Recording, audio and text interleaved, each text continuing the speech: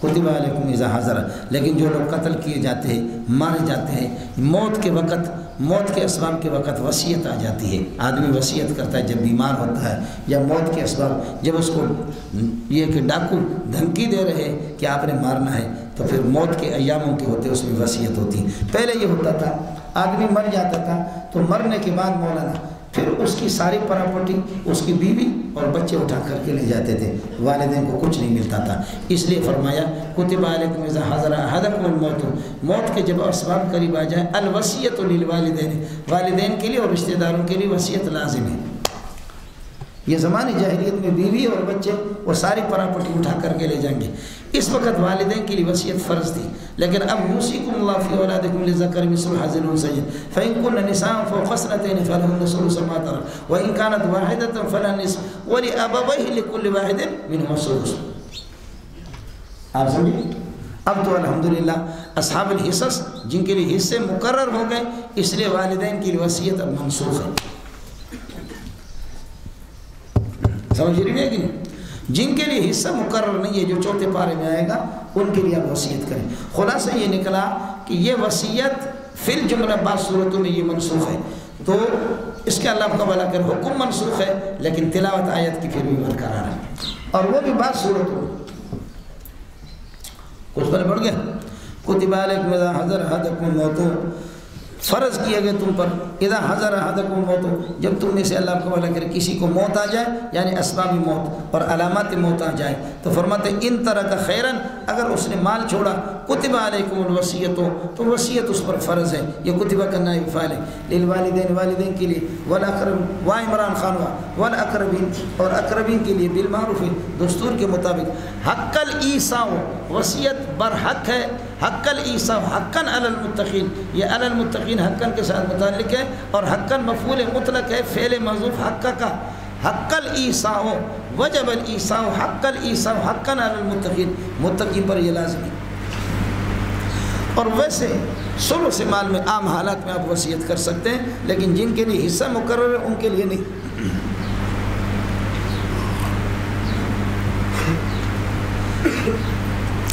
اب ایک آدمی مر رہا ہے، اس نے وصیت کر دی مال کا تہائی حصہ جامع صدیقے میں دے دینا، لوگوں نے سنا، لیکن اس وصیت کو بدل دیا لوگوں نے، سمجھے بھائی جان، اتنا لاکھوں روپے جامع میں دے دینا، فلاں کو کسی کے لیے وصیت کر دی، اس وصیت کو لوگوں نے بدل دیا، اس کا گناہ بتا رہا۔ فمن بدل الایصاء، بولو، فمن بدل الایصاء، وصیت کو جس نے بدل دیا، بعد ما سمعہ، سننے کے بعد، یعنی بعد سمعہ، وصیت کو سننے کے بعد اگر کسی نے اس کو بدل دیا، کسی وارث نے یا کسی نے، فإنما اسم التبدیل، فإنما اسم التبدیل، تبدیلی کا گناہ، کائن علی الذین یبدلون، تبدیلی کا گناہ ان پر ہوگا جو وصیت کو بدلتے، یبدلون الایصاء۔ ان اللہ سمیع قول الموصی، وصیت کرنے والے کی بات بھی اللہ نے سنی ہے، علیم بنیاتکم، اللہ تمہارے نیتوں کو، غرض کو بھی جانتا ہے، اس لیے گڑ گڑ گڑ گڑ گڑ گڑ نہیں کرنا، سمجھتا ہے؟ فمن خاف من موص جنفا، پس جو شخص وصیت کرنے والے سے اس کو ڈر لگے، جنفن طرفداری کا، وصیت والے نے وصیت کی ہے 6 لاکھ روپے مول منظور کو دے دینا، میں اللہ آپ کا بھلا کرے اصحاب الفروض میں نہیں ہوں، عصبات میں میں نہیں ہوں، ذوی الفروض اور عصبات میں عام آدمی ہوں، میرے لیے 6 لاکھ کی وصیت کی ہے، میری ان کی دوستی ہے، اور 6 لاکھ اس کی تہائی مال سے پورا نہیں ہو رہے، زیادہ ہے، وارثوں کے ساتھ زیادتی ہوئی، اب اس وصیت کو کوئی بدلتا ہے تو بدل دے، اس وصیت میں اس قسم کی جانبداری سے کام لی ہے۔ فمن خاف من موص، جو شخص جس کو ڈر ہو من موص، وصیت والے سے، جنفن طرفداری کا، او اسمن یا کسی زیادتی اور گناہ کا، فاصلح بینہم، تو وہ موصی لہم، بین الموصی لہم، موصی لہم اور موصی کے وارثوں کے درمیان میں صلح کر لیتا ہے، فلا اسم ثابت علی المصلح، تو اس مصلح پر اللہ آپ کا بھلا کرے کسی قسم کا کوئی گناہ نہیں، ان اللہ غفور رحیم۔ یہ ہو گیا مولانا؟ اڑے شمبو کچھ پہلے پڑھا؟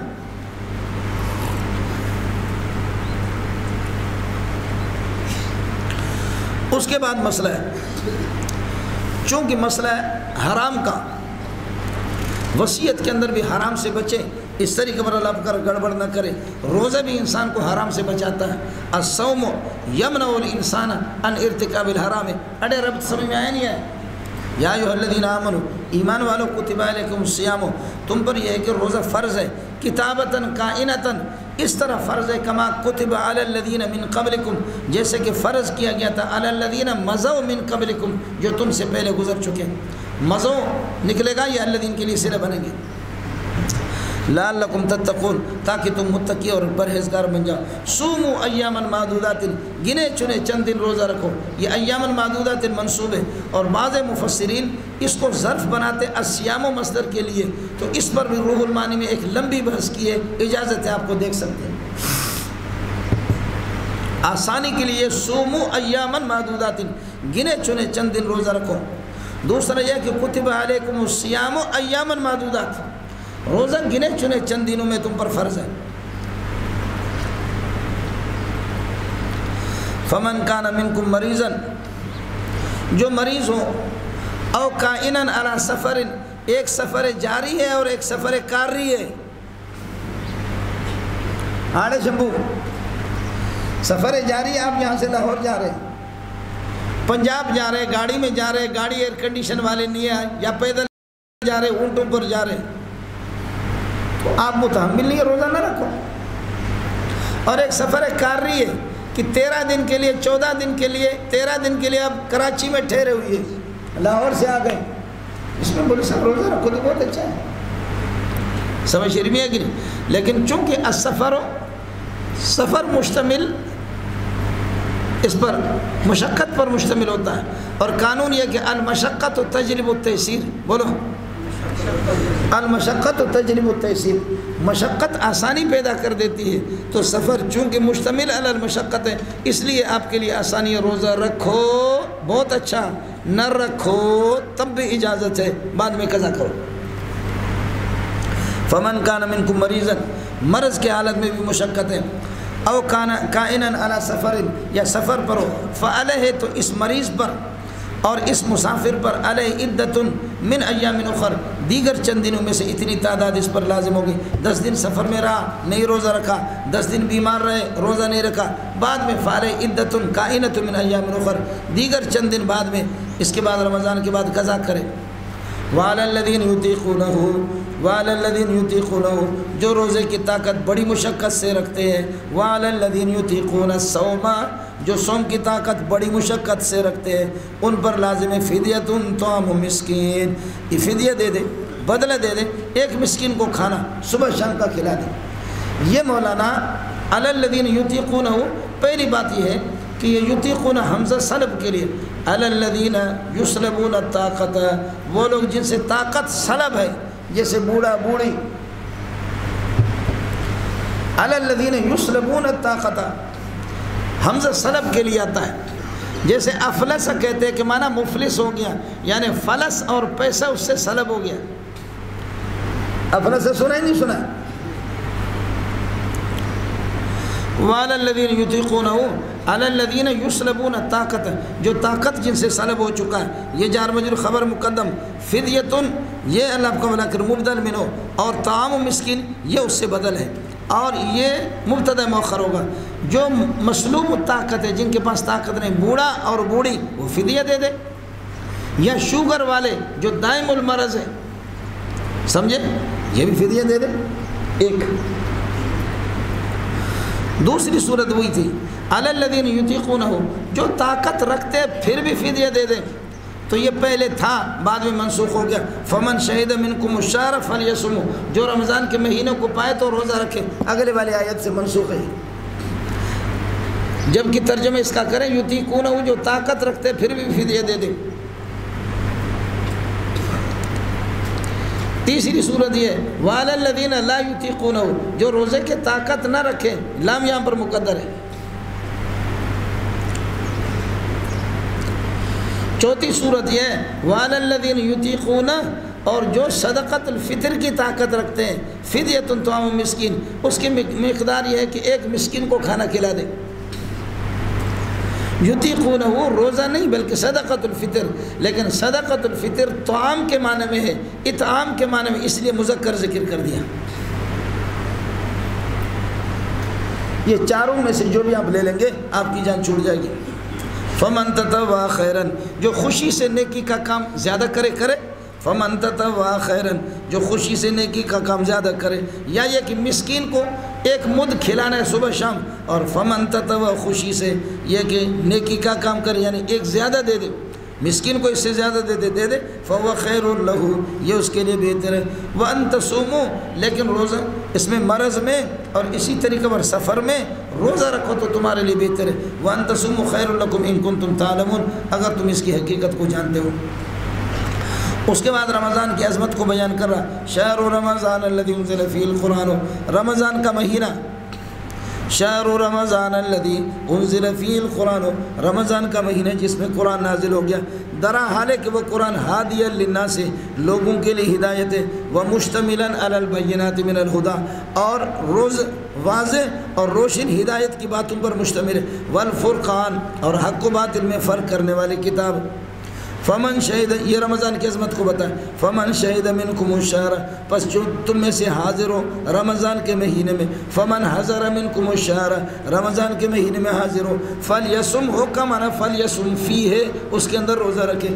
یہ پورے قرآن میں یہی ایک مثال ہے، یہاں پر ضمیر مفعول فیہ ہے، فلیصم ہو رمضان روزہ رکھے، یعنی فلیصم فیہ، رمضان کے مہینے میں روزہ رکھے۔ مفعول فی اس میں ظاہر ہوتا ہے، یہاں پر ضمیر ہے، پورے قرآن میں یہ ایک مثال ہے۔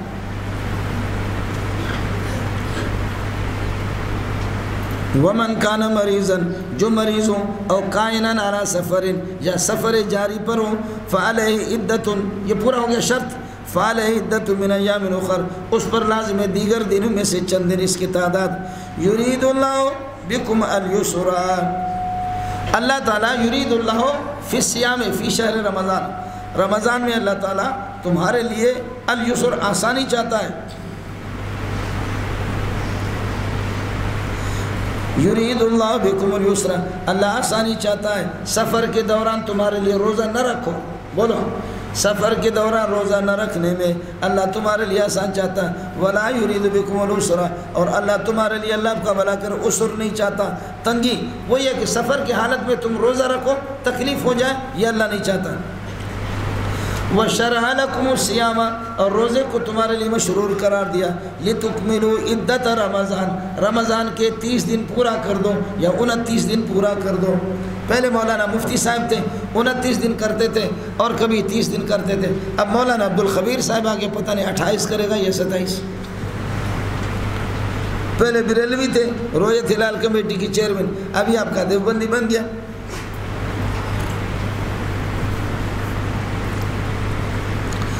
وَلِتُكْمِلُوا الْعِدَّةَ، وَشَرَعَ اللَّهُ سبحانہ وتعالی الصِّيَامَ، اللہ نے روزے کو مشروع قرار دیا، لِتُكْمِلُوا عِدَّةَ رمضان، تاکہ رمضان کے 30 دن تم پورے کرو، وَلِتُكَبِّرُوا اللَّهَ، اور یہ کہ اللہ تعالیٰ کی کبریائی کو بیان کر دو، عَلَى مَا هَدَاكُمْ لِمَا هَدَاكُمْ، یہ عَلَى تعلیل، یہ عَلَى مَا هَدَاكُمْ لِمَا هَدَاكُمْ، اس وجہ سے کہ اس نے آپ کو ہدایت دی۔ وَلَعَلَّكُمْ تَشْكُرُونَ، اور تاکہ تم شکر ادا کرو، نعمت الصیام، صوم کے روزے کی نعمت کی شکر ادا کر دو۔ یہ پھر رمضان میں دعا زیادہ قبول ہوتی ہے بنسبت باقی دنوں کے، اس لیے فرمایا وَإِذَا سَأَلَكَ عِبَادِي عَنِّي فَإِنِّي قَرِيبٌ، اڑے مل گیا نہیں مل گیا، یہ ربط ہے اس کے ساتھ۔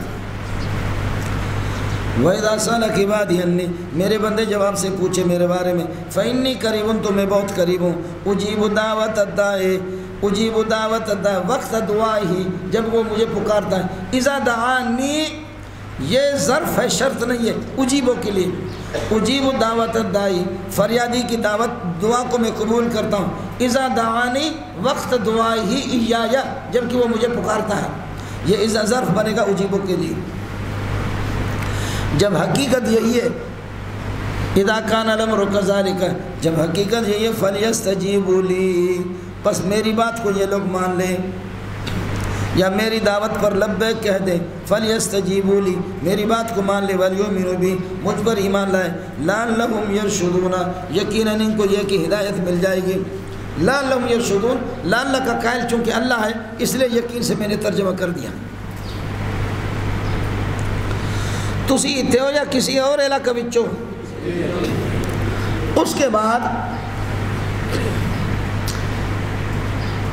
بعد مسئلہ ہے مولانا ابو داؤد میں آپ پڑھیں گے انشاءاللہ، جنہوں نے دورہ نہیں پڑھا ہے، باقی بڑی تعداد نے دورہ پڑھا بھی ہے۔ روزے میں 3 تبدیلیاں آ گئی۔ ان تبدیلیوں میں سے ایک تبدیلی یہ بھی ہے، پہلے روزہ رکھتے تھے آپ پورا دن، اور جیسے آپ نے افطار کر لیا کھا سکتے بشرطے کہ آپ نہ سو گئے ہوں سحری تک اور آخری صبح صادق تک، صبح صادق کے بعد پھر آپ کا روزہ شروع کرو۔ لیکن اگر آپ نے مغرب میں افطار کر لیا اور اس کے بعد تھوڑی دیر کے بعد آپ سو گئے، آنکھ لگ گئی آپ کی، پھر بیدار ہو گئے، تو اب پوری رات کھانے کی اجازت نہیں ہے، اگلے رات تک نہ کھا سکتے ہیں، نہ بیوی سے ہم بستری کر سکتے ہیں۔ ہو گیا؟ سبحان اللہ۔ اس لیے صحابی غریب پورے دن مزدوری کرتے تھکا ہوا آ گیا، افطار کے ٹائم پہ بیوی سے کہا کہ کچھ ہے؟ بیوی نے کہا کہ بس آپ بیٹھے رہو، ابھی کچھ پکا کر کے گرم کر کے آپ کے لیے لاتے ہیں۔ افطار کے بعد وہ سو گیا۔ اللہ، اب پوری رات، آج پورا دن بھوکا رہا، رات کو پھر جیسے آنکھ کھلی تو پھر بھی بھوکا، اور اگلے رات تک بے ہوش بھی ہو گئے۔ یہی حال ہے، اللہ آپ کا بھلا کرے۔ ہم بستری کا بھی عین میم را، بولو عین میم اور را، غیر منصرف۔ عمر غیر منصرف ہے، اور غیر منصرف ہٹتا نہیں اپنی بات سے۔ حضرت عمر آئے عشاء کے بعد، عشاء کے ٹائم پہ، عشاء کے بعد بیوی سے کہا کہ کچھ اسلام آباد کے حالات ٹھیک کریں، تبدیلی لائیں۔ بیوی نے کہا کہ میں تو مغرب کے بعد سو گئی ہوں، آنکھ میری لگ گئی، افطار کر کے سو گئی، اب میرے ساتھ ہم بستری کی آپ کو اجازت نہیں ہے، یہ رات ٹو اگلی رات۔ حضرت عمر نے فرمایا یہ تو تمہارے بہانے ہوتے، کبھی درد سر ہے، کبھی بیماری ہے، کبھی ناپاکی ہے، اور آج بہانہ بنایا کہ ہم کیا ہے، سو گئی۔ کچھ بھی نہیں ہوگا، وہی ہوگا جو غیر منصرف چاہے گا۔ بولو، کچھ بھی نہیں ہوگا، وہی ہوگا جو منظور خدا ہوگا۔ لہذا تبدیلی آ گئی، بولو، لہذا تبدیلی آ گئی۔ تو اللہ نے فرمایا اس قسم کے جوان میں نے ظاہر کر دیا تمہاری کمزوری کو مخلوق کے سامنے، تم صبر نہیں کر سکتے، اب اجازت ہے تمہیں، سمجھے؟ اب اجازت مل گئی، رات کو آپ کھا بھی سکتے ہیں، افطار کے بعد پوری رات اور صبح صادق تک، اذان تک، اذان کے بعد پھر یہ کہ ثم اتموا الصیام الی اللیل، پورے دن میں روزہ کو پورا کرو رات تک، اب اجازت ہے۔ اب یہ پابندی تھی، رات کو سو گئے تو اس کے بعد دوبارہ پھر نہیں کر سکتے، نہ کھا سکتے، نہ زن شوئی کر سکتے، زن شوئی کھا بھی نہیں سکتے، زن شوئی بھی نہیں کر سکتے۔ لیکن اب اجازت مل گئی، فرمایا فالآن باشروہن، اب یہ باشرو حضر کے بعد ہے، امر ہے، اس لیے یہ باشرو مانا جمع کرو، یہ جمع واجب نہیں ہے، الامر للوجوب نہیں ہے، چونکہ حضر کے بعد جو امر آتا ہے وہ کس کے لیے آتا ہے، اباحت، تو مباح ہے۔ ایسا نہ کہ جا کر کے استاد منظور نے کہا الامر للوجوب ہے، لہذا ہم بستری کرنا، بمبو کرنا واجب ہے۔ کچھ بنا بڑھ گیا، احل لکم لیلۃ الصیام، روزے کی راتوں میں تمہارے لیے حلال ہے، الرفث الی نسائکم، بیویوں کے ساتھ اللہ آپ کا بھلا کریے کہ زن شوئی کرنا، الرفث جمع کرنا بیویوں کے ساتھ، اور ظاہر ہے کہ بیویوں کے بغیر تم گزارا نہیں کر سکتے، بیوی تمہارے بغیر گزارا نہیں کر سکتی، ہن لباس لکم، وہ تمہارے لباس ہے، وانتم لباس لہن، تم ان کے لباس ہو۔ اب جن کی شادیاں ہوئی ہے وہ جانتے ہیں کہ بیوی کس طرح لباس ہوتی ہے، باقی جن ساتھیوں کی نہیں ہوئی ہے وہ صرف یؤمنون بالغیب ویقیمون الصلاۃ، بولو، جن کی شادیاں ہوئی ان کو پتہ ہے ہن لباس لکم وانتم لباس لہن. لباس کے بغیر آدمی کتنا برا لگتا ہے، جن کی بیویاں نہیں ہیں وہ کتنے برے لگیں گے. سمجھے؟ لباس جب آدمی کے بدن پر نہ ہو تو پھر انجیر کا بڑا پتا اٹھا کر کے بھی چپکائے گا، یا کیلے کا بڑا پتا اٹھا کر کے بھی چپکائے گا. لباس نہ ہو تو پھر ادھر سے کوئی کپڑے کا ٹکڑا بیکار مل گیا تب بھی چپکائے گا. تو بیوی نہیں ہے تو ادھر منہ مارے گا ادھر منہ مارے گا، ٹیوشن پڑھائے گا، گزارا کرے گا. اس لیے کہ لباس جب اس کو نہیں ہے تو اپنی شرمگاہ کو چھپانے کے لیے، اس کی تشکیل کے لیے کہ کہاں تشکیل کرے، کسی صوبے میں تو تشکیل تو کرے گا. اب مسئلہ سمجھو، لباس ساتر بھی ہوتا ہے، زائن بھی ہوتا ہے، حافظ بھی ہوتا ہے. بولو، لباس ساتر بھی ہوتا ہے، زائن بھی ہوتا ہے، زینت بخشنے والا، اور حافظ بھی ہوتا ہے. شوہر بھی لباس ہے، بیوی بھی لباس ہے، ہر ایک ان میں سے ساتر بھی ہے. جیسے کہ ساتر کپڑے سے میری شرمگاہ چھپتی ہے، اسی طرح جو آدمی نکاح کرتا ہے تو ٹیوشن اور بے حیائی کے کاموں سے اس کی عزت بھی چھپ جاتی ہے، اس کی بے حیائیاں سمجھ نہیں آتی. لباس ساتر ہے، زائن بھی ہے. بیوی سے بیوی شوہر، شوہر بیوی سے زندگی کی خوبصورت بنتی ہے، ورنہ تو وہی ادھر منہ مارے گا ادھر منہ مارے گا. سمجھتا ہے؟ اور حافظ بھی ہے کہ اپنی عزت کی حفاظت میاں بیوی کریں گے، ورنہ تو مسئلہ خراب ہو جائے گا. اور ایک دوسرے کے ویسے بھی مال کی بھی حفاظت، جان کی بھی حفاظت، یہ ساری چیزیں ہو گیا. جب شوہر بیوی کے لیے، بیوی شوہر کے لیے لباس ہے، اگر آپ کے شلوار پر گند لگ جائے تو شلوار کو جلاؤ گے یا اس کو کاٹ کر کے اتار کر کے پھینکو گے؟ شلوار لباس ہے، اس پر جب گند لگ گیا اس کو کاٹ کر کے اتار کر کے پھینکو گے یا اس کو آگ لگاؤ گے؟ اس کو دھو گے نا، چوری چھپکے سے دھو گے. تو بیوی کی غلطی ہو تو چوری چھپکے سے اس کی اصلاح کرو. آپ کی غلطی ہے، بیوی اس کی اعلان نہ کرو کہ محلے والوں کو پتہ چلے. ایھا الناس اجتمعوا الیہ، میرے پاس جمع ہو جاؤ، میرے شلوار پہ گند لگاؤ. کوئی اعلان نہیں کرتا. اس لیے بیوی لباس ہے، شوہر بیوی کے لیے لباس ہے. اگر کسی کی گندگی غلطی ہے بھی تو دوسرے کو نہ بتائیں، اعلان نہ کریں، چوری چھپکے سے ایک دوسرے کی اصلاح کریں.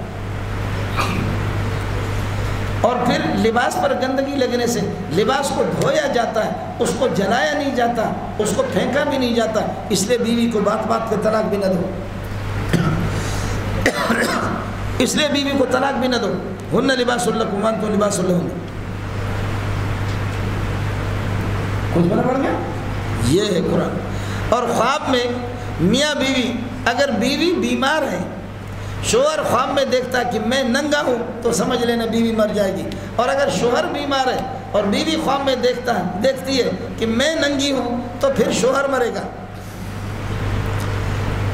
ایک دوسرے کی لباس، یہ اس کی تعبیر ہے.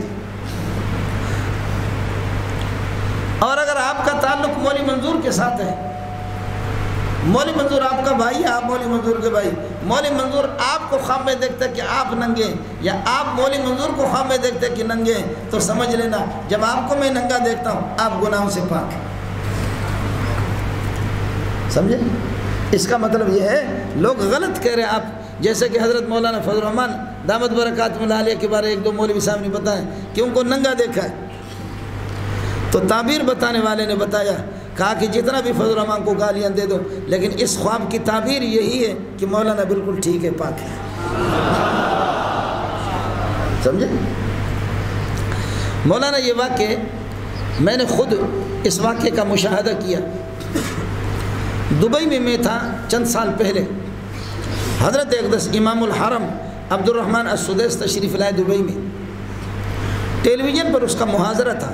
ٹیلی ویژن پر حضرت نے بیان بھی کیا، اور اس کے بعد لوگوں کے سوالات ٹیلی فون پر سوال کرتے تھے تو حضرت جواب دیتا تھا. تو ایک آدمی نے سوال کیا کہ اگر ایک آدمی کسی کو حرم شریف کے اندر ننگا دیکھے تو اس کی تعبیر کیا ہے؟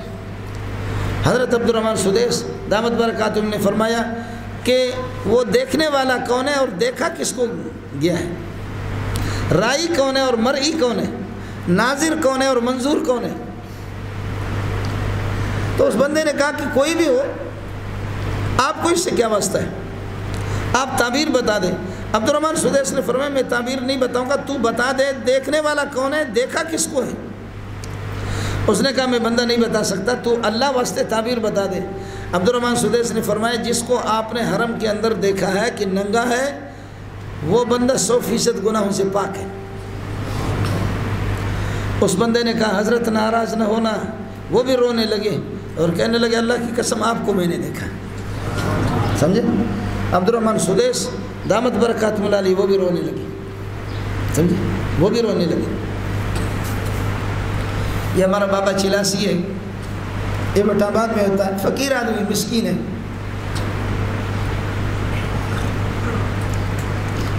بابا نے لکھا کہ ایک دہری آدمی تھا جو خدا کو نہیں مانتا تھا، اللہ کو مانتا نہیں تھا کہ اللہ کون ہے، رسول کون ہے، لیکن یہ ہے کہ وہ ہمارا ہمسایہ تھا، قریب تھا۔ فرمایا ایک دن وہ رو رو کر کے میرے پاس آیا،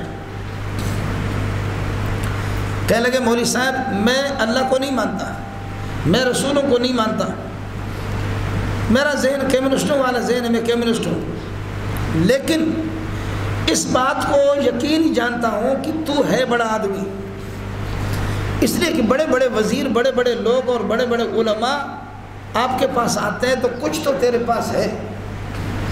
میری ایک مشکل ہے، اگر اس مشکل میں آپ میرے ساتھ تعاون کریں گے تو ہو سکتا ہے کہ اللہ تعالیٰ آپ کی برکت سے مجھے ہدایت مل جائے، میں آپ کا مرید بن جاؤں۔ حضرت نے فرمایا کہ وہ مشکل کیا ہے؟ وہ رونے لگا، رو کر کے کہنے لگے میں خدا کو نہیں مانتا، رسولوں کو نہیں مانتا، لیکن اس چیز نے میرے دماغ کو خراب کیا، 3-4 رات مسلسل خواب میں دیکھ رہا ہوں کہ میری ماں ننگی ہے، میرے سامنے کھڑی ہے۔ ڈر مجھے اس سے لگتا کہ ماں مرے میں مروں، باپ مرے، مرنے میں کوئی مسئلہ ہے، دشمن اگر آئے تو ہمیں قتل کرے تو کرے، لیکن اس کا ڈر لگ رہا کہ کہیں کوئی دشمن میری ماں کو ننگی نہ کر دے، میرے لیے رہے گا کیا دنیا میں پھر؟ بابا جی کہتا ہے کہ میں نے اسے کہا تیرا ابا زندہ ہے؟ کہا ہاں۔ میں نے کہا کہ ابا تیرا ٹھیک ہے یا بیمار ہے؟ کہنے لگے کہ وہ بیمار ہے۔ کہا بیٹا فکر نہیں کرو، تیری ماں کی کپڑے کوئی بھی نہیں اتارے گا، اب چند دنوں میں تیرا باپ مرے گا، اب چند دنوں میں تیرا باپ مرے گا۔ 3-4 دن نہیں ہو گیا کہ ابا جی مر گئے۔ اس نے تعزیت معزیت بہرحال جیسے ایک بے ایمان آدمی کیا تعزیت، وہ جیسے اس کے کفن دفن سے جیسے فارغ ہو گئے، فارغ ہونے کے بعد چند دنوں کے بعد آ کر کے کہنے لگے مولوی صاحب میں مسلمان ہو گیا، لا الہ الا اللہ محمد رسول اللہ، مجھے اپنا مرید بنا دیا۔ میں نے کہا یہ کس طرح؟ کہا کہ آپ نے جو تعبیر بتائی وہی ہوا۔ سمجھے؟ تو حضرت فرماتے ہیں کہ اسی ہن لباس لکم وانتم لباس لہن، اسی سے تعبیر بتاتے ہیں۔ سمجھے میاں کہ لباس کے بغیر انسان کا گزارا نہیں ہوتا۔ میاں بیوی ہو تو سکون ہوتا ہے، اور بیوی نہ ہو تو کونی بنتا ہے آدمی۔ بولو، بیوی ہو تو پھر کیا ہے؟ سکون ہے، بیوی نہیں ہے تو پھر کیا ہے؟ کونی ہے۔ هو الذی خلقکم من نفس واحدۃ وجعل منها زوجها، بیوی اللہ نے بنایا لیسکن الیہا، تاکہ بے چین چلتے چلتے جا کر اس کے پاس قرار مل جائے اس کو۔ دیکھو ایک آدمی صرف من البصرۃ الی الکوفۃ، بصرہ سے نکلا بے چین ہے، کوفے پہ پہنچے گا تو الہ انتہا غایت کے لیے، کوفے میں پہنچ کر کے تو بس سب کچھ ہو جائے گا۔ اب لیسکن الیہا، بیوی پہ جا کر کے سکون ہو جاتا ہے۔ قرآن کی تعبیر کو دیکھو، ہن لباس لکم وانتم لباس لہن، علم اللہ، اللہ نے اس بات کو ظاہر کر دیا، جانا نہیں، ظاہر کر دیا اس بات کو اللہ نے کہ انکم کنتم تختارون انفسکم، اللہ کے سامنے ظاہر ہو گیا انکم کنتم تختارون انفسکم، کہ تم اپنی جانوں سے خیانت کرو گے، جیسے کہ یہ کہ بعض صحابہ نے کیا۔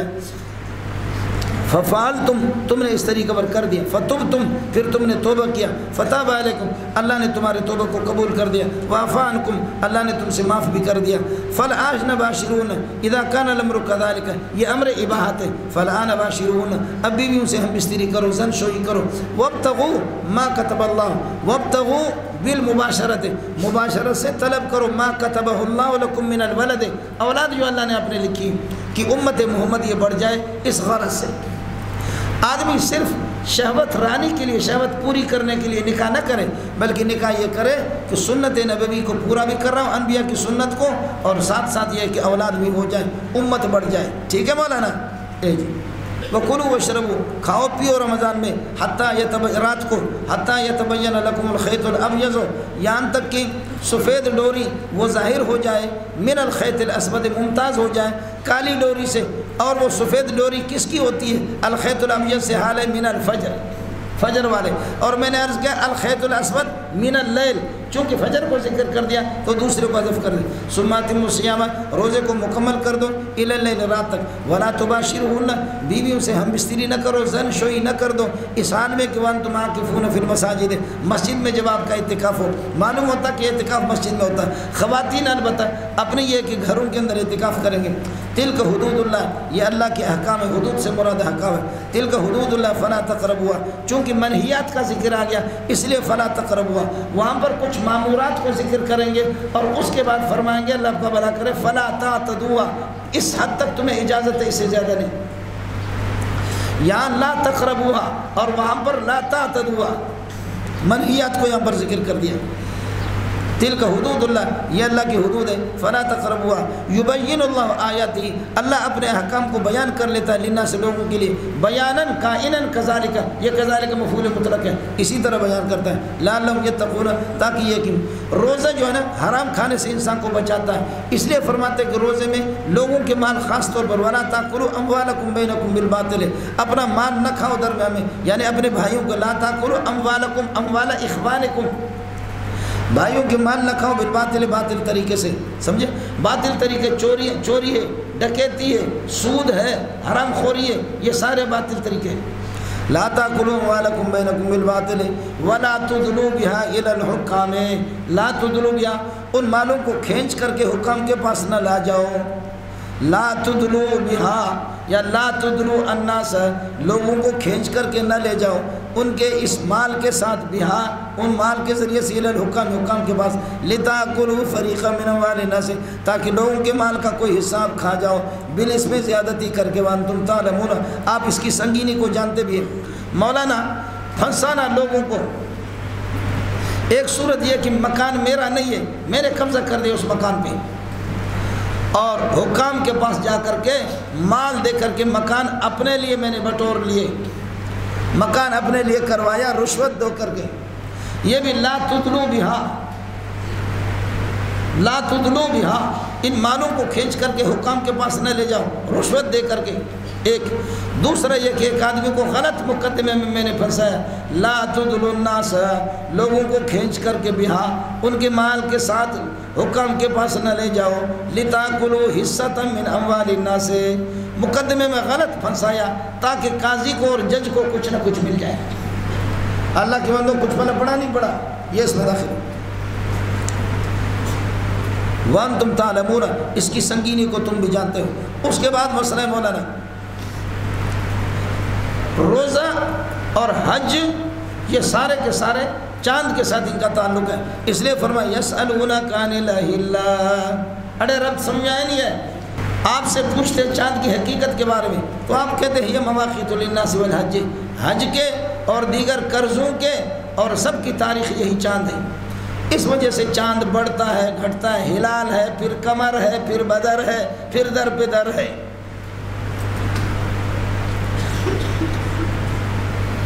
ہو گیا ایک۔ دوسرا مسئلہ یہ صحابہ کرام رضوان اللہ تعالیٰ اجمعین وہ سفر کرتے تھے راتوں کو، ظاہر مکہ مدینے میں کچھ نہیں ہوتا، شام جاتے اور ان سفر کا مزہ چاندنی راتوں میں آتا ہے یا تاریک راتوں میں؟ چاندنی راتوں میں آتا ہے۔ تو صحابہ کہتے کہ پھر یہ چاند جیسے کہ 13 14 15 کو جیسے روشن ہے یہ بڑھتا گھٹتا کیوں ہے؟ ہمیشہ اس طرح روشن ہو 13, 14, 15 کی طرح، تاکہ ہمارے سفر میں ہمارے لیے آسانی ہو جائے۔ تو فرمایا اللہ اس کو بڑھا دیتا ہے، گھٹا دیتا ہے، اس لیے تاکہ حج کی تاریخیں اور لوگوں کے دیگر مسائل بھی ہیں۔ ہمیشہ ایک ہی طرح چاند ہو تو آپ کو کیا پتہ ہے آج کون سی تاریخ ہے؟ ابتدا میں چھوٹا سا ہوتا ہے، 1 سے شروع ہوتا ہے، پھر بڑھتے بڑھتے بڑھتے 15 14 پہ جا کر کے مکمل ہوتا ہے، بدر ہوتا ہے، پھر اس کے بعد واپس گھٹنا شروع ہوتا ہے، در بدر ہوتا ہے۔ تو آپ کی مرضی، ایک تو یہ آسان سا ربط ہے، وہ ربط یہ ہے کہ الہلال الرمضان والصوم، رمضان اور صوم یتعلقان بالاہلۃ، اس لیے اہلہ کا ذکر کر دیا۔ اور دوسرا مسئلہ وہی صحابہ کا سوال تھا کہ حضرت چاندنی راتیں ہمیشہ روشن اس طرح کیوں نہیں رہتی؟ تو فرمایا کہ بڑھتا ہے گھٹتا ہے، اللہ آپ کا بھلا کرے، لوگوں کے قرضوں کی تاریخ دیگر چیزیں سارے اسی سے۔ یسألونک عن الأہلۃ، چاند کی حقیقت کے بارے میں پوچھتے ہیں، حقیقت کو تم یہ کیا سمجھو گے؟ اس لیے اس کے منافع بتا دیا، سوال کچھ اور تھا، جواب یہ دیا، قل ہی مواقیت للناس، یہ چاند جو ہوتے ہیں چاندنیاں، چاند مواقیت للناس لوگوں کے اوقات ہیں، والحج اور حج کے اللہ آپ کا بھلا کرے اوقات ہیں، ولیس البر، اب یہ ہوتا تھا مولانا جیسے کہ حج کے مہینے آ گئے، حج کے مہینوں میں احرام باندھا کسی نے، احرام باندھ کر کے گھر سے نکل گیا، اس کے بعد یاد آ گیا کہ میرے گھر میں میرے پیسے رہ گئے، اب گھر کے دروازے سے نہیں آئے گا، حرام ہے، احرام اس نے باندھا، گھر کے دروازے سے واپس نہیں آئے گا، اور پیچھے سے دیوار پھلانگ کر کے آئے گا۔ جب اللہ سے معاہدہ کر لیا کہ میں نے احرام باندھا، مجھے نکلنا، تو اب گھر کے دروازے سے نہیں آنا، اگر گھر میں کوئی کام پڑ بھی گیا تو پیچھے سے دیوار پھلانگ کر کے آنا ہے، تو اس کو بتاتے ہیں یہ کوئی نیکی نہیں ہے، گھروں کے دروازوں سے آیا کرو۔ وَلَيْسَ الْبِرُّ، یہ نیکی نہیں ہے کہ بِأَن تَأْتُوا الْبُيُوتَ مِن ظُهُورِهَا، تم گھروں میں داخل ہو جاؤ، من ظہوریہ، پشت کی جانب سے، وَلَكِنَّ الْبِرَّ، اصل نیکی بِرُّ مَنِ اتَّقَى، جو اللہ کا بنا کرے، احرام کے محرمات میں سے بچے، اللہ سے ڈرے، وَأْتُوا الْبُيُوتَ مِنْ أَبْوَابِهَا، گھروں کے دروازے سے داخل ہو جاؤ، وَاتَّقُوا اللَّهَ فِي مَا تُؤْمَرُونَ وَفِي مَا تُنْهَوْنَ، معمورات میں اور منہیات میں اللہ سے ڈرا کرو، لَعَلَّكُمْ تُفْلِحُونَ، یقیناً تمہیں یہ کہ کامیابی ہو جائے گی۔ اڑے ہو گیا۔ اور اشہر حرم، اب مسئلہ جیسے کہ آپ کو یاد ہوگا، میں نے آپ سے ایک وعدہ کیا تھا کہ قرآن پاک بسا اوقات ایک قصے کو 2 جگہ تقسیم کرتا ہے، اور تقسیم کر کے مقدم کو مؤخر، مؤخر کو مقدم کرتا ہے، مقصد ہوتا ہے کہ عبرت زیادہ حاصل ہو جائے۔ بقرہ کے قصے کو جو حصہ تھا وَإِذْ قَتَلْتُمْ نَفْسًا فَادَارَأْتُمْ فِيهَا، یہ مقدم تھا، اس کو مؤخر کر دیا، اور گائے کو ذبح کرنے کا مسئلہ اس سوال کے حل کرنے کے لیے مؤخر تھا، اس کو مقدم کر دیا، ان اللہ یامرکم ان تذبحوا بقرۃ، مؤخرها مقدمها ومقدمها مؤخرها، فقد قسم القصۃ الى قسمین، 2 جگہوں پر یہاں بھی یہی ہے۔ سن 6 ہجری کے اندر صحابہ نکلے عمرے کی غرض سے، احزاب کے اندر چونکہ شکست ہو چکی تھی مشرکین مکہ کو، اس کے بعد نبی نے فرمایا اب ہم ان پر دھاوا بولیں گے، وہ ہم پر چڑھائی نہیں کر سکیں گے۔ اب کسی کو، چونکہ مکہ مشترک کا سرمایہ تھا سب کا، مسلمان اور کافر سب اس کے طواف کرتے تھے، حج کرتے تھے، یہ وہم و گمان نہیں تھا کہ مشرکین مکہ ہمیں روکیں گے۔ احزاب میں شکست کے بعد اب صحابہ جیسے نکلے، حضرت صلی اللہ علیہ وسلم نے فرمایا کہ خواب میں دیکھا انشاءاللہ ہم جا کر کے عمرہ کریں گے، طواف کریں گے، اور یہاں سے جب گئے تو دشمن نے ان کو حدیبیہ کی جگہ پر روکا، حدیبیہ پر روکا، اور شرط یہ لگی، شرائط آپ کے سامنے کہ اس سال آپ واپس چلے جائیں، اور اگلے سال اللہ آپ کا بھلا کریے کہ آپ آئیں گے، ہتھیار نہیں لائیں گے، اور اگر لائیں گے تو ہتھیار غلاف کے اندر ہوں گے، اور عمرہ کر کے حج کر کے 3 دن رہیں گے، پھر واپس گیٹ آؤٹ۔ تو اس دفعہ احصار ہوا، سمجھے، جانور انہوں نے یہیں پر ذبح کر دیے اور حلال ہو گئے، کچھ میں بڑھ گئے، جانور ذبح کر دیے اور حلال ہو گئے۔ اب فَإِنْ أُحْصِرْتُمْ فَمَا اسْتَيْسَرَ مِنَ الْهَدْيِ مل گیا. آگے وہ حصہ مقدم ہے اس کو مؤخر کر دیا، اور قاتلو یہ مؤخر ہے اس کو مقدم کر دیا. اس لیے میں نے آپ سے عرض کر دیا کہ کبھی قرآن پاک ایک قصہ کو اس کا جو مؤخر ہے اس کو مقدم کرتا ہے اور مقدم کو مؤخر کرتا ہے، جیسے خود بقرہ کے قصے میں ہوا اور یہاں پر بھی اسی طرح ہوا. اب جب کہ حدیبیہ کے سال میں ان کو صحابہ کو انہوں نے روکا، اگلے سال جب انہوں نے کہا کہ ہم جائیں گے، اب اگلے عمرہ کی قضا ہے، عمرۃ القضا جس کو کہتے ہیں، اب اگلے سال جائیں گے. پھر اس بات کا اندیشہ ہو گیا کہ یہ واپس ہمارے ساتھ لڑائی کرے تو پھر ہم کیا کریں گے. اشہر حرم کے اندر شعبان، ذی القعدہ، ذو الحجہ اور اللہ کا رجب، یہ اشہر حرم ہیں کیا. اب اگر اس میں یہ جا کر کے ہمیں منع کر دیں گے تو ہم کیا کریں گے. فرمایا اجازت ہے تمہیں لڑنے کی، اور اس سے پہلے جہاد دفاعی کی اجازت تھی لیکن جہاد اقدامی کی اجازت نہیں تھی. اب بتا دیا کہ اگر وہ حملہ آور ہو تو آپ دفاع کریں، اس کے بعد جا کر کے پھر جہاد اقدامی کی بھی اجازت ہو گئی. ہندوستان کے علماء کی بڑی تعداد، شبلی نعمانی اور بہت سے لوگ، وہ اب تک جہاد اقدامی کے قائل نہیں ہے، جہاد دفاعی کے قائل ہے. اور جو سرکاری ہمارے مولوی ہے وہ بھی وہ اس کے بھی قائل نہیں ہے. لیکن عام جمہور کا مذہب یہ ہے کہ جہاد اقدامی بھی ہے، جہاد دفاعی بھی ہے. اڑے ہو گیا جی. اللہ کی بندوں کچھ فرق پڑا. یہ حصے احصار سے مؤخر تھے، احصار والے مقدم تھے لیکن ان کو مؤخر کر دیا اور اس مؤخر حصے کو مقدم کر دیا. یعنی حدیبیہ کے موقع پر ان کو روکا گیا. اس سال تو یہ واپس مدینہ ہوں گے اور اگلے سال یہ کہ اس کے عمر کی قضا ان کو کرنا ہے. تو قضا کریں گے تو دشمن ہمیں روکیں گے تو کیا کریں گے. فرمایا قاتلوا فی سبیل اللہ الذین یقاتلونکم. اگر وہ آپ تو جا رہے عمرے کے لیے لیکن اگر وہ قتال کرتے ہیں تو آپ قتال کرو ان سے، چاہے شہر الحرام بھی ہو، کوئی پرواہ نہیں ہے. کس کو سمجھ میں آ گیا خیال کر لینا. وقاتلوا فی سبیل اللہ الذین یقاتلونکم، اللہ کی رضا کے لیے اور کلمہ توحید کو بلند کرنے کے لیے قتال کرو. الذین، ان مشرکین سے، یقاتلونکم جو تم سے قتال کرے. ولا تعتدوا، تم ابتدا نہ کرو، حد سے تجاوز نہ کرو. ایک ہی ہے تم ابتدا نہ کرو، ابتدا تم نہ کرو. ولا تعتدوا ایک. دوسرا ہے کہ لا تعتدوا، حد سے تجاوز نہ کرو فی قتل النساء والصبیان، جو مقاتلین ہیں لڑنے کے قابل ہیں ان سے لڑو. باقی یہ کہ عورتوں کو بچوں کو قتل نہ کرو. ولا تعتدوا فی قتل النساء والصبیان، معصوم بچوں کو عورتوں کو قتل نہ کرو. ان اللہ لا يحب المعتدین، حد سے تجاوز کرنے والوں سے اللہ تعالی محبت نہیں رکھتا. وہ وہی ہے کہ جو معصوم بچوں کو قتل کرتے. یا ان اللہ لا يحب المعتدین کا معنی المبتدئین فی القتال، جو قتال خود شروع کرتے.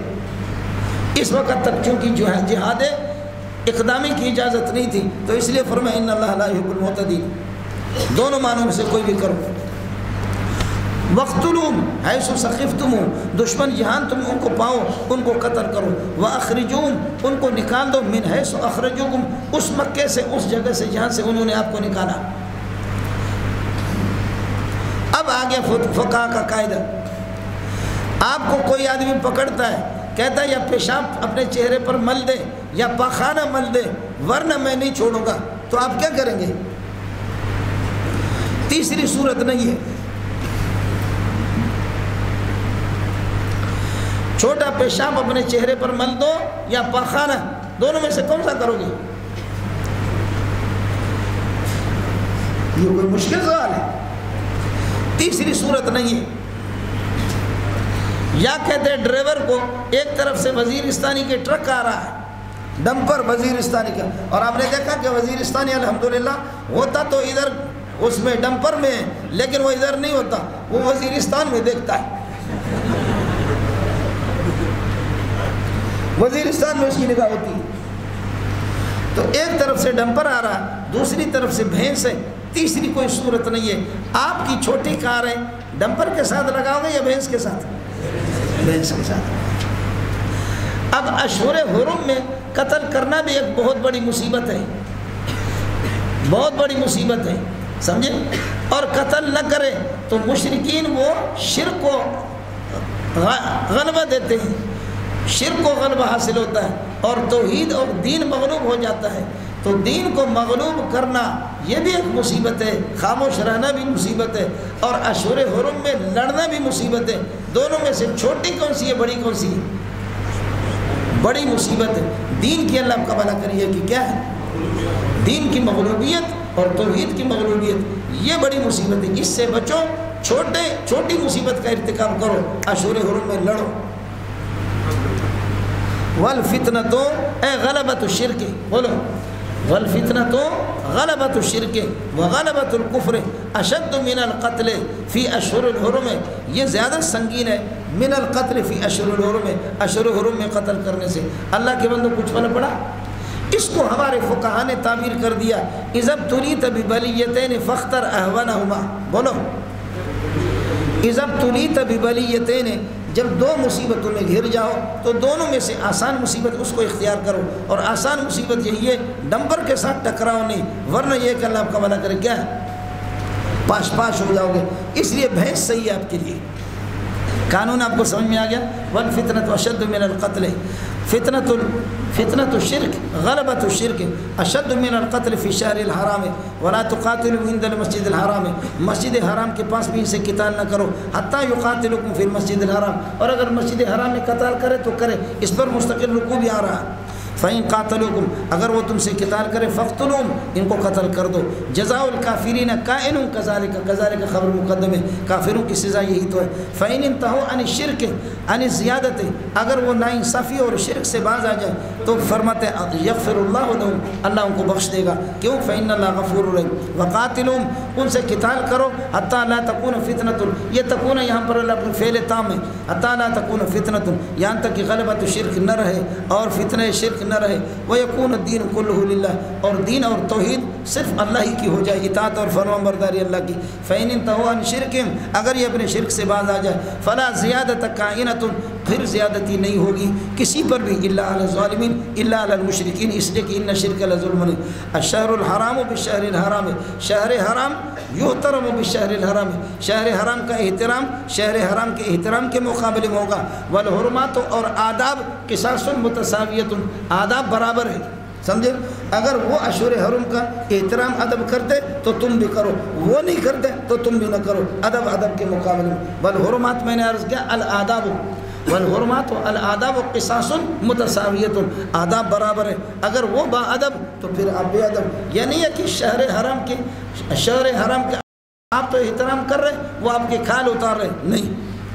فَمَنْ اعْتَدَىٰ عَلَيْكُمْ، جو تم پر زیادتی کر دے فَاعْتَدُوا عَلَيْهِ، تو تم بھی اس پر زیادتی کرو، بِمِثْلِ مَا اعْتَدَىٰ عَلَيْكُمْ، اتنا جتنا وہ زیادتی کرتا ہے۔ مولانا خیال کر لے رہا، ایک آدمی چوری کرتا ہے، آپ چوری کی اس کو سزا دیتے تو آپ کی طرف سے زیادتی نہیں ہے، لیکن مشاکلتاً آپ یہ کہتے ہیں تم زیادتی کرو گے تو ہم بھی زیادتی کریں گے۔ آپ زیادتی نہیں کر رہے، زیادتی کی گرفت کر رہے، زیادتی کی سزا دے رہے، مشاکلتاً دونوں کو اعتداء اور زیادتی سے تعبیر کیا۔ کس کو سمجھ میں آ گیا؟ جیسے اللہ یستہزئ بہم، ورنہ یہ کہ ہم جو سزا دے رہے ہیں تو وہ سزا میں اللہ کو وہ اعتداء اور زیادتی نہیں ہے۔ فَاعْتَدُوا عَلَيْهِ بِمِثْلِ فَمَنِ اعْتَدَىٰ عَلَيْكُمْ، جو تم پر اشہر حرم میں زیادتی کرتا ہے، قتل کرتا ہے تم سے، فَاعْتَدُوا عَلَيْهِ، تو تم بھی زیادتی کرو، بِمِثْلِ مَا اعْتَدَىٰ، یہ ما مصدر، یہ بِمِثْلِ اعْتِدَائِهِ بِمِثْلِ عُدْوَانِهِ وَزِيَادَتِهِ، اس کی زیادتی جو تم پر ہے۔ وَاتَّقُوا اللَّهَ، اور اللہ سے اللہ کو ڈرا کرو، لہذا حد سے تجاوز نہ کرو، عورتوں کو بھی قتل نہ کرو۔ وَاعْلَمُوا، یقین کر لو، أَنَّ اللَّهَ مَعَ الْمُتَّقِينَ، اللہ کی مدد متقین کے ساتھ، متقین اللہ آپ کا بھلا کرے۔ یہی صورت ہوگی کہ اللہ کی مدد ان کے ساتھ ہوگی، لیکن وہ حد سے تجاوز نہ کرے۔